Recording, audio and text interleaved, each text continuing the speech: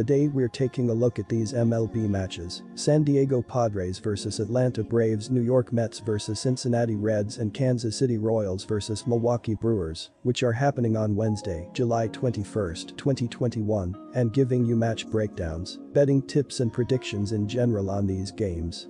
Welcome back to High Stakes. Let's get straight into it. Also, don't forget to subscribe to get notified as soon as we release these sport prediction videos. And if you would like more betting tips and predictions, then check out our Patreon in the link down below.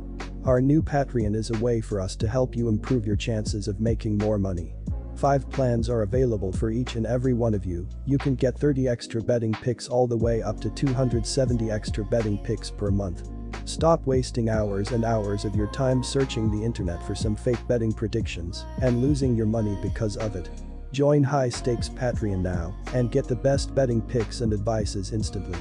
The Braves just can't win games with consistency this season. They have been lingering below the .500 mark for a while, and it does not help their best hitter Ronald Acuna Jr. is out for this season. The Braves have only won 2 out of their last 5 games overall. Braves starter Kyle Muller is an inexperienced rookie and can't be trusted against one of the hottest lineups in baseball. Furthermore, the Padres are locked in at the dish, scoring a remarkable 42 runs in their last 4 games. While Padres expected starter Chris Paddock's 5.49 ERA doesn't look good, his FIP is much lower at 3.93, which suggests his ERA should improve. The San Diego Bats were alive and well this past weekend in our nation's capital. The Padres were able to play 24 runs in the opening game of the series against the Nationals, beating Washington by 16. The offensive juices continued to flow for the Padres in games 2 and 3, as their batting order put up 17 total runs in those 2 contests. They won game 2 10-4, but ended up dropping the final game of the series by a score of 8-7. At the time of writing, the Padres sit in 3rd place of the NL West, 5.5 games back of the division-leading Giants. No official starter has been named for San Diego at the time of writing. OddsShark and StatFox have listed Chris Paddock as the starter for San Diego in this one. If Paddock goes for the Padres, it will be his 18th start of the season. He holds a win-loss record of 5-6 and 5.51 ERA on the campaign. 2 sabermetric indicators show Paddock has been the victim of some bad luck this season. The first is his BABIP, which is very much above league average at .321. This shows that a lot of the contact he is giving up in the field of play is landing where the defense can't get to it and record an out. This results in more base runners and eventually rougher outings for Paddock. The second indicator of bad luck is his FIP being lower than his ERA. This shows that he has been pitching better than his ERA indicates, meaning that the defense behind him has been letting him down in crucial spots where runs are scored. Those runs are out of his control, which proves why ERA is not always the best stat to go by when judging a pitcher's performance. Fernando Tatis Jr. is a National League MVP candidate this season, and rightfully so. Tatis has hit 28 home runs for the Friars this year, which ranks him 3rd in the MLB, behind Ohtani and Guerrero Jr. Surprisingly enough, Manny Machado leads the Padres in RBIs this season with 65, as Tatis has 64. San Diego has one of the better road offenses in the MLB this season. They rank 2nd in runs scored per road game, 5.45, and 6th in hits per road contest, 8.55. The Padres will be facing a left-hander in this contest, as they rank 27th in home runs against southpaws this season, 25, and 16th in batting average versus lefties, .246. The Braves will have Kyle Muller on the mound for the 5th time of the season in Game 1, after he was originally scheduled to pitch Tuesday. Muller last pitched on July 3rd and was decent, allowing 3 runs in 5.2 innings against the Marlins, and was hit with a loss to dip his record to 1-2. The rookie southpaw is enjoying a promising start to his big league career, registering a 3.45 ERA and a 1.09 WHIP in 15.2 innings of work. Muller sported a 3.92 ERA at AAA this season. The Braves management believes the team. I am leaning towards the over in this game, even though the Mets are one of the lowest scoring teams in the majors and Game 2 went under. These teams combined for 25 runs in Game 1 of this series, and with Hoffman making his first start in 6 weeks, I think he will struggle, and the Mets will get to him. Stroman has been pretty solid this season, but has not gotten much support, but that will not be the case in this game. The New York Mets are first in the National League East thanks to an excellent pitching staff.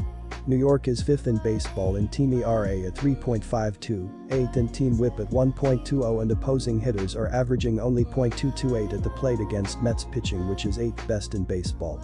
Jacob deGrom is leading New York in wins with 7, strikeouts with 146, and has the best ERA at 1.08. Getting the nod on the mound Wednesday for New York will be Marcus Stroman.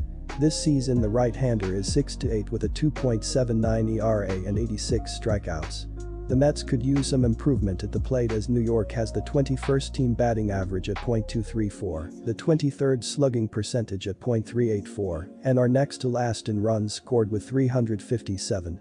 New York's power supply has come from first baseman Pete Alonso, who is leading the Mets in home runs with 18 and is second in doubles with 12. Alonso is also leading the Mets in RBIs with 52. However, through the first 91 games of the regular season, New York has only hit 100 round-trippers. Jeff Hoffman, 3-4, 4.61 ERA, 1.59 WHIP, gets the start in this game, and he has not started since late May. In his last start in one, that was the completion of a suspended game, he only lasted 1 1/3 innings, giving up 2 runs on 2 hits in a 5-2 loss to the Philadelphia Phillies. Cincy is 2-2 in Hoffman's 4 road starts this season, and this will be his first outing of the season against the Mets. In the win over the Mets in the last game, Joey Votto and Aristides Aquino went deep back-to-back, and Jonathan India had a leadoff HR. Nick Castellanos is among the league leaders in batting average, leads the Reds in RBI, and 14 of his 18 HR and 42 of his 59 RBI have come at home. Jesse Winker leads the club in HR, and he has struggled for a while and has not gone deep in the last 15 games. On the season, Cincy has been a better road team than at home, where they are hovering around .500. My betting advice for that game is to pick over 10.5 runs. The Milwaukee Brewers are the better team in this matchup, and they have the advantage on both offense and pitching.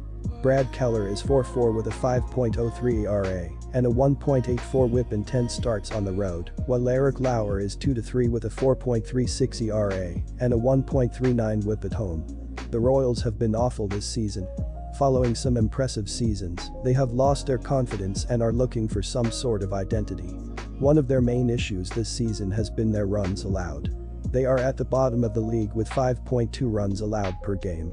They will be looking to get some hope with Brad Keller on the mound. Keller has not looked great this season at all, but the Royals do have to hope for a win here. Keller has a terrible 5.97 ERA and is now facing a Brewers team who absolutely smashed the ball. This will be a tough matchup and one that Keller is not looking forward to. Injured players for the Royals include Danny Duffy, Adalberto Mondesi, Jesse Hahn, Brady Singer, Ronald Bolanos, Daniel Tillo, and Emmanuel Rivera. The Milwaukee Brewers are struggling offensively this season, as they are tied for 20th in MLB with a .697 OPS.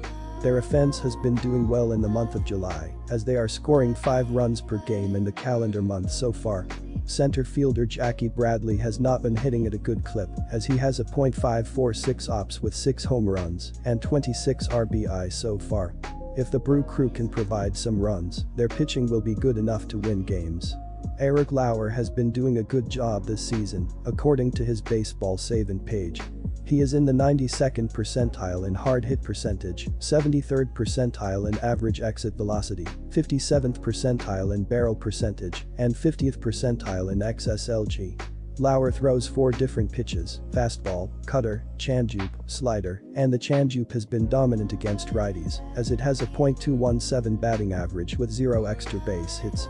He never faced the Royals in his career, so it will be interesting to see how he attacks this lineup. The Kansas City Royals are struggling as a team offensively, as they are tied for 22nd with a .694 OPS in the majors this season. They need to be scoring more runs as they are averaging 4.11 runs per game this season. The Royals are struggling on the road as they are scoring just 3.52 runs per away from Kansas City. Right fielder Jorge Soler has struggled for power this season, as he has a .603 OPS with 8 homers and 31 RBI this season. If the Royals want to do well in the second half, they need to hit more consistently. Brad Keller has been struggling this season, according to his baseball saving page, as he is in the 2nd percentile in ZERA, 6th percentile in XSLG, 22nd percentile in barrel percentage, and 16th percentile in whiff percentage. He has a 4-pitch arsenal: slider, sinker, fastball, changeup, and the sinker has been getting hit a lot, as it has a .351 batting average with a .588 slugging percent.